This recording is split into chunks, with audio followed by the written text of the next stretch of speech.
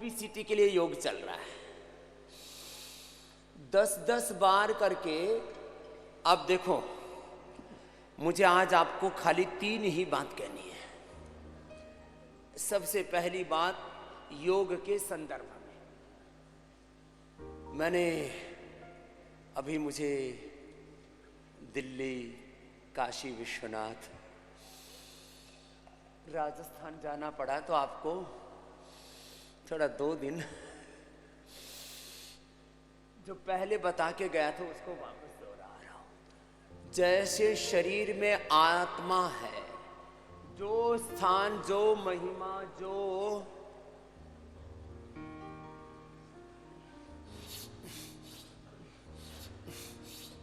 शरीर में आत्मा की है, वही महिमा आरोग्य में योग की है।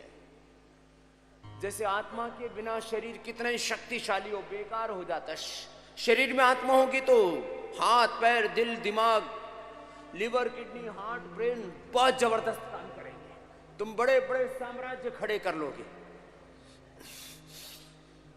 ये यज्ञ चिकित्सा, ये आयुर्वेद की औषधियां गोल गोल घुमाओ, ये नेचुरोपैथी, पंचमहाभूत चिकित्सा, पंचकर्मा, षटकर्मा, फिर मेडिकेटेड वाटर, मेडिकेटेड फूड आपको देते हैं, मेडिकेटेड फास्टिंग, लंबे लंबे श्वास। कुछ लोग फास्टिंग ही नहीं करते, आकर के लड़ने लगते हैं, नहीं हम फास्टिंग नहीं करेंगे। फिर आई क्यों थे यहां? माल खाने के लिए आए हो? यहां आने के बाद मनमर्जी नहीं चलेगी। फास्टिंग 3 से 5 दिन की। जिनका वजन 10-15 किलो बढ़ा हुआ उनको 3 दिन, और जिनका 30-40 किलो वजन बढ़ा हुआ उनको 7 दिन में 5 दिन फास्टिंग पर रहना हो। फास्टिंग के तरीके थोड़े अलग अलग होते हैं। लंबे लंबे श्वास, किसी को लेमन वाटर हनी पर उपवास कराते हैं, किसी को मेथी हनी पर उपवास कराते हैं, किसी को लौकी पर उपवास कराते हैं, किसी को फलाहार पर उपवास कराते हैं, किसी को सूप पर उपवास कराते हैं, किसी को सौंफ का पानी उसी पर उपवास कराते हैं, किसी को खाली फोका पानी पिलाते हैं, किसी को बहुत ज़्यादा एसिडिटी है तो सौंफ के पानी के साथ साथ एलोवेरा और लौकी के पानी, एलोवेरा, लौकी का रस, एलोवेरा या गिलोय का रस, इसी पर उपवास कराते हैं। तो जलोपवास, सूपोपवास, रसोपवास, फलोपवास, जो भी करना हो, लंबे लंबे श्वास, सारे तत्व लाभ करेंगे आपको। फिर से करो।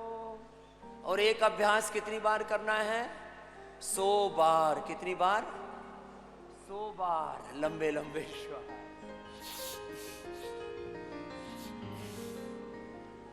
और यदि आपने योग पूरा किया तो स्वास्थ्य की गारंटी 100% है, 99 नहीं है। The efficacy, the benefit of yoga, the efficacy of yoga, लाभ, फायदा 100%। किसमें? मोटापा में, बीपी में, शुगर में, कोलेस्ट्रॉल में 100% फायदा। चर्म रोगों में,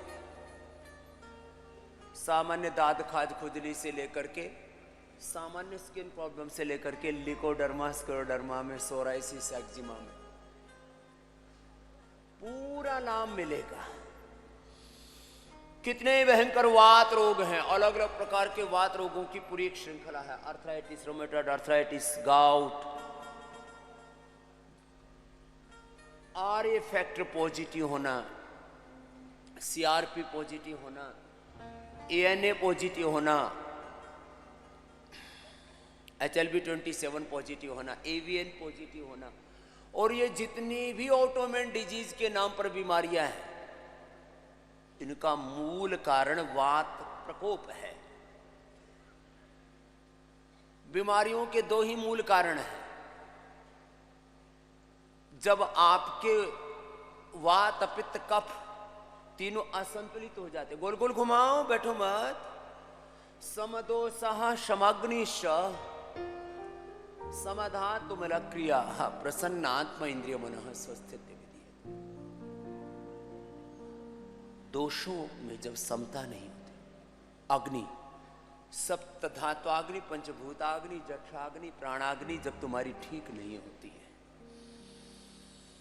और इसलिए अग्नि चिकित्सा, ये पृथ्वी अग्नि वायु जल आकाश है जो पंच महाभूत चिकित्सा है, इसमें अग्नि चिकित्सा भी बड़ी महत्वपूर्ण है। सप्त धात्वाग्नि, पंचभूताग्नि, जठराग्नि को यज्ञाग्नि से, सूर्याग्नि से, प्राणाग्नि से हम प्रज्वलित करते हैं इसको, लंबे लंबे श्वास। तो जो मोटी मोटी भाई बहनों, उनको कितनी कितनी बार करना है? ये 100 बार करना है। कितनी बार? 100 बार। ऐसे चाहे धीरे धीरे कर लेना, चाहे तेजी से कर लेना।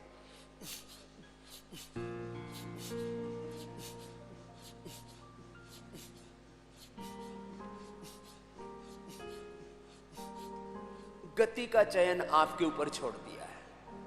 चलो लेट जाओ, और लेट करके आराम नहीं करना है। काम चोर हराम खोर कुछ नहीं कर सकते। इसलिए जिनको कोई विशेष प्रॉब्लम नहीं है, वे थोड़ी देर तो कर ही लेना, वो भी एक एक पैर या दोनों पैरों से।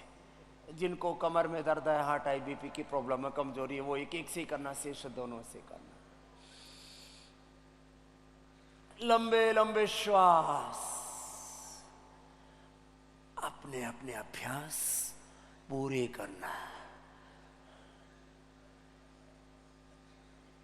तो एक बात मैं अभी बहुत प्रामाणिकता से फिर से दोहरा रहा हूं और सारे संसार को बता रहा हूं, योगासन, प्राणायाम और ध्यान पूरा करो। अब योगासन में अपने अपने पैकेज के अनुरूप कर लेना। अब एक तो यौगिक व्यायाम है जिसमें यौगिक जॉगिंग, सूर्य नमस्कार, दंड बैठक और सूक्ष्म व्यायाम। ये व्यायाम के 4 चरण हैं। There are 4 steps of yogic exercise. One is yogic jogging, yogic exercise. Second is Surya Namaskar. Third is Dand Baitak, and fourth light exercise, सूक्ष्म व्यायाम। लंबे लंबे श्वास, अर्धलासन, पादवृत्तासन, द्विचक्रिकासन पूरा करना। ये तो व्यायाम के चरण बताए। अब जो जिनको ओबेसिटी है वे अर्धहलासन, पादवृत्तासन, एक एक पैर से या दोनों पैरों से, यही करते रहना। अब यहां से 4 भागों में योग के अभ्यास को विभक्त करते हैं।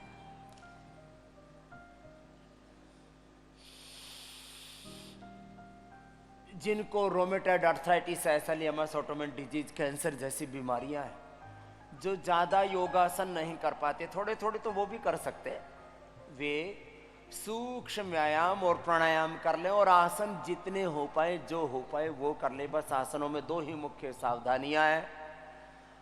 हर्निया है तो पीछे नहीं झुकना, हर्निया है तो पीछे नहीं झुकना, और कमर में दर्द है तो आगे नहीं झुकना। बस ये 2 सावधानी रखनी। अब ओबेसिटी के लिए अभ्यास वो कर लेना भाई बहन जिनको ओबेसिटी है।